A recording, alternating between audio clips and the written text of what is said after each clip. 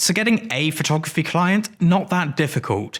The first one's quite hard, but getting them after that, it's not that hard really.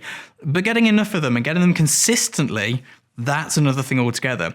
Anyone can land a job, but to be consistently landing jobs clearly takes a lot more work.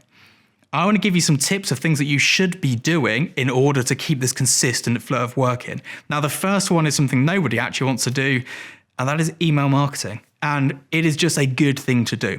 I send out a monthly newsletter, one to people who are interested in YouTube, that is my tin house business, and two from my actual website, scottrathenia.com, that goes to all of the art buyers, creative directors, and creative teams in the UK.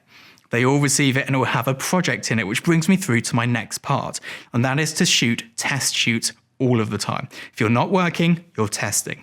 And you need to be creating projects, not just a one-off good image or some cool images, but like a photo essay. Even as a food photographer, I can produce a photo essay. I will create that project, I will write about it, 3 to 4 lines, and this will go out to my mailing list every single month. And these projects are what get you noticed. You'll then replicate it into your blog and also onto your social media. My social media of choice is Instagram, because there's not really anything else that works for me at the moment. But using all these bits together, it is a good foundation for having that constant little like niggling in the back of people's minds. I know that photographer, I've seen his work before. When they're going into briefing and pitching, they'll get all the different photographers out and they'll recognize your work because they've seen it before. They might not remember it was you, but they will know that they've seen it before. And because of that, they will have a greater sense of security in booking you. Now, the next one is something I have on my website, which is called Marketing Monday. There's a link to the Tin House website. If you go to free stuff, you don't need to put your email address in to sign up for it. Just copy and paste it off there. Every single week I do a Marketing Monday. Now, it doesn't always happen on Monday. It is not always viable to happen on Monday because sometimes Monday I'm shooting. It might be Marketing Monday on a Saturday, might be on a Thursday, doesn't matter, but I do this every single week.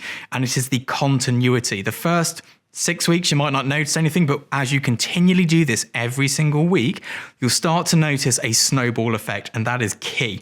So make sure you are consistent as well as in your shooting and your e-shots and doing the entire Marketing Monday strategy.